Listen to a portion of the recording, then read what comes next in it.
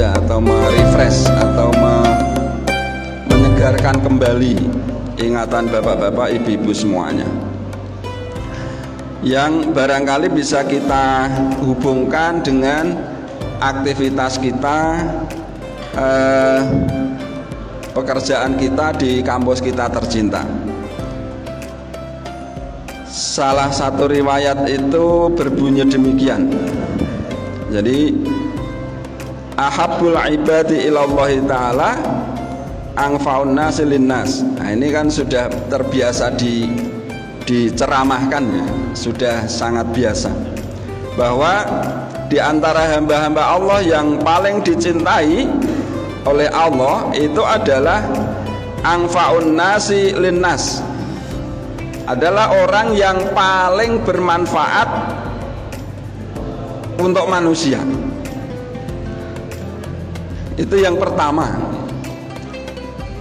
Bapak-bapak, ibu-ibu yang berbahagia, Allah itu tidak pernah luput, tidak pernah salah dalam menempatkan kita di mana, waktunya kapan, itu tidak pernah salah. Termasuk profesi kita sebagai apa itu nggak pernah salah. Lah, di sini kita ditempatkan, ada yang sebagai dosen, ada yang sebagai staf, ada yang sebagai kepala TIPD, ada yang dekan dan sebagainya. Ada yang wadek 1, ada wadek 1 jadi wadek 2, ya ada macam-macam. Itu nggak pernah salah Gusti Allah itu. Lah, termasuk pada umumnya kita ditempatkan di sini ini tidak salah oleh Allah. Kenapa? Karena ya barangkali ya, ini barangkali karena kita ini umumnya, saya lah ya, bukan umumnya, umumnya mau sedekah pakai duit, jadi sedekahnya ya seneng cuma awal gitu kan, jadi orang sido sedekah. Kalau punya duit kayak yang bangun rumah ini kan 1 miliar biuk petutuk pisan itu kan ya urungan kan kita ini. Maka dikasih oleh Allah jalan biar manfaatnya banyak, dadekke guru, dadekke dosen, dadekke orang yang senantiasa bertemu dengan orang terus, dengan para mahasiswa. Jadi cuma udu abab itu bisa bermanfaat, nggak usah udu duit. Kalau duit itu 1 miliar bangun masjid ya, dienggo banyak orang. Lah kita ini mau infak 1 miliar itulah yuk, wah orat nyanda. Maka dikasih tempat, oh dadekke dosen baik, dadekke staf di dosen yang selalu banyak memberikan manfaat. Kita bandingkan bapak-bapak, ibu-ibu, kita 1 kali ngomong di kelas itu kan berapa akal manusia menerima informasi baik kita, ilmu kita. Sekali ngomong ini sangat bermanfaat. Jadi sudah pas betul seandainya Allah itu menempatkan kita di sini. Maka untuk memboboti aktivitas bekerja kita itu ada nilai tambahnya.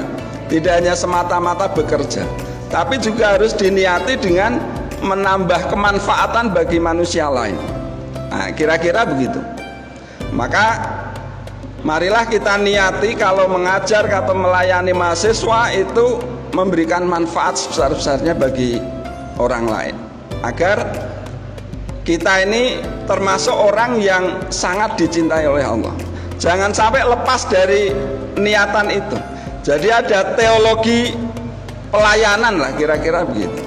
Jadi ada dasar teologis kita yang menjadi spirit bahwa apa yang kita lakukan itu dalam rangka memberikan manfaat sebesar-besarnya.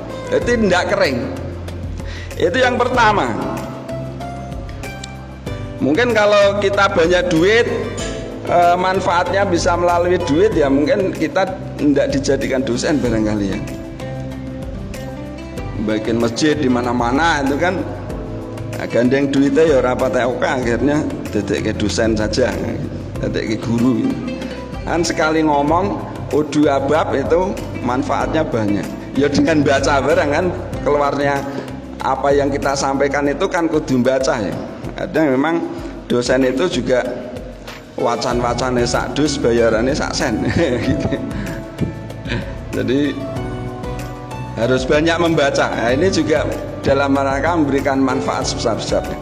Yang kedua, wa afdalul a'mali idkhalus sururi ala qalbil mu'min.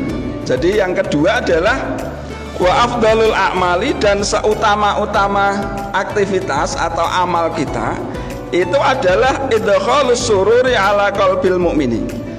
Membuat orang lain itu merasa senang. Nah, bapak-bapak, ibu-ibu, ini lagi-lagi kita ini kan tiap hari ketemu dengan mahasiswa, ketemu dengan siapa saja yang menjadi klien kita, yang menjadi customer kita, ya ini mahasiswa. Maka sebanyak itulah kita punya kesempatan untuk memberikan rasa senang pada mahasiswa, pada orang. Jadi kita niati bahwa melayani mahasiswa itu selain amanah juga adalah membuat orang lain senang. Kalau bisa begitu, maka kita akan mendapatkan predikat, mendapatkan amal yang paling utama. Karena kadang-kadang ada yang melihatnya tidak begitu. Misalnya gini, ada mahasiswa bimbingan WA, wah sedino ora dibuka, rong dino ora dibuka, tolong dino ora dibuka. Itu kan tidak membuat senang mahasiswa, orang lain maksudnya. Teko digoleki angel misalnya, ngosek yo janjian jam 09.00 ngono, jam 10 isih ngosek. Ini kan membuat, ya ada ya yang begitu. Tapi yang datang ini saya kira kok tidak begitu ini. Iya. Artinya ada ya 1-2 di antara teman kita itu memang begitu. Karena apa? Teologi pelayanannya itu nggak jelas. Misalnya staf juga begitu di melayani mahasiswa. Misalnya ini mahasiswa udah seneng ini mesti mekrok jadian wong dibela ya kan. Padahal ini semuanya maksudnya ngelayani mahasiswa. Ya mahasiswa itu jenenge mahasiswa ya. Kadang WA dosen ini ya ora patut barang. Wong pernah kok saya itu di WA mahasiswa begini, saya sudah menaruh draft skripsi Pak di meja jenengan gitu, sampean gitu, di meja sampean, terus minta tolong segera dikoreksi Pak karena saya ini mau ujian segera Pak. Waduh, ya oleh kun jawab ya siap komandan, laksanakan. Aku yang ngono wae, mantap. 86 aku yang ngono. Tidak usah nggak usah ini mahasiswa kok nggak ngerti etika, nggak usah. Memang jenenge mahasiswa itu ya kayak begitu. Nek orang ngono kuwi jenenge dosen. Lah dosen kok terus kemudian ada mahasiswa begitu mbak mau bales. Lho wong dibayare ki dadi dosen kok mau bales WA mahasiswa iki gawe piye? Ada masalahnya begitu. Artinya disitulah justru letak dosen itu di situ. Oh ya nak, besok datang ke saya. Kenapa WA begitu ya? Karena dia nggak ngerti. Kalau ngerti kan nggak jadi mahasiswa, dia sudah jadi dosen, gitu loh. Maka mbak begitu ya siap 86 saya gitukan aja. Sering yang begitu saya share di teman-teman di dosen dakwah. Kenapa? Ya ini kan spirit kita melayani, bahwa di dalam pelayanan itu memang harus memberikan rasa senang kepada mahasiswa. Ya maksudnya ngono ki nek pas sadar nek orang ya muring-muring ya. Jadi ya namanya mahasiswa kan mesti begitu. Kalau nggak begitu itu nggak namanya mahasiswa. Teko-teko wong saya itu pernah kok. Ya lawang tutup kabeh kan 2 lawangnya. Wah ngantuk kan turu. Wah ini malah keceplosan saya di kursi itu. Ngono ya no mahasiswa ki duduk-duduk banter report duak. Wah kaget aku ra sida turu. Ngono ya jenenge mahasiswa itu. Ya wis akhirnya Napa nang mau bimbingan Pak Yos kene langsung layani karo kriyip-kriyip. Lah wis gimana memang begitu. Tapi niatannya adalah membuat orang lain senang. Maka bapak-bapak, ibu-ibu, sebetulnya Allah menempatkan di sini itu sebetulnya memang agar kita memberikan kebahagiaan, rasa senang kepada orang lain, diberi kesempatan agar kita ini senang, memberikan rasa senang kepada orang lain. Jangan merengut, jangan seram gitu. Satpam misalnya, satpam itu juga bagus-bagus. Nek karo pas metu sadare, nek ora kadang yo getak mahasiswa, kadang yo jengkel ke barang.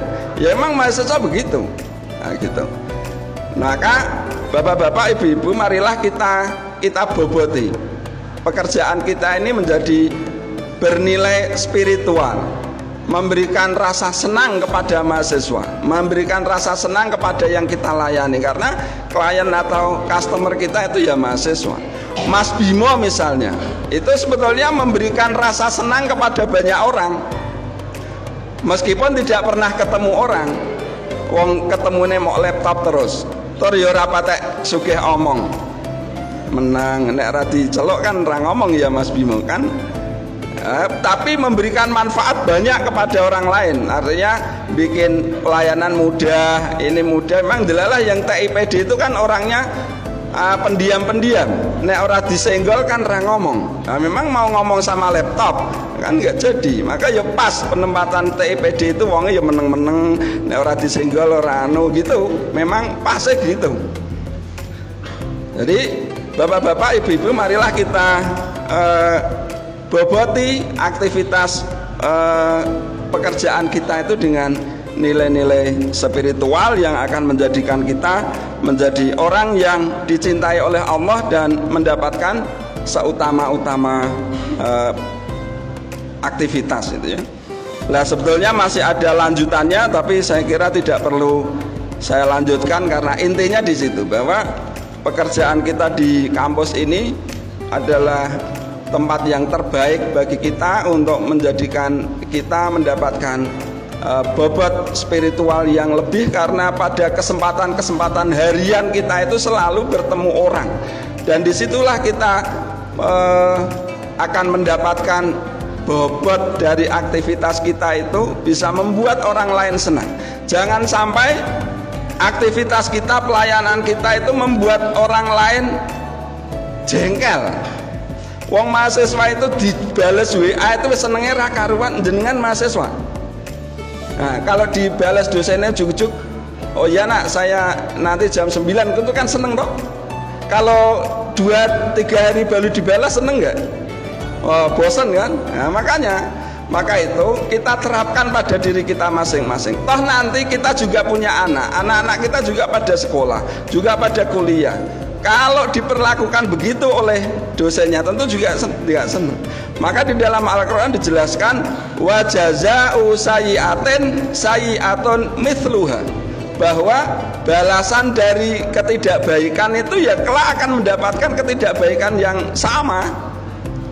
Misalnya tidak terkena pada kita, tapi yang kita hadapi itu masa wah, wong di WA ora gelem bales, ya Allah ki njing mang bales ke. Itu kan nek ditungane di mandekke karo Gusti Allah kan bisa jadi kemudian anak kita genti dibegitukan dosennya. Nah, maka saya kira spirit itu perlu kita tanamkan pada diri kita mumpung ini di bulan Ramadan, dan itu tidak akan mengurangi apa-apa, tapi justru akan menambah pembobotan nilai aktivitas pekerjaan kita.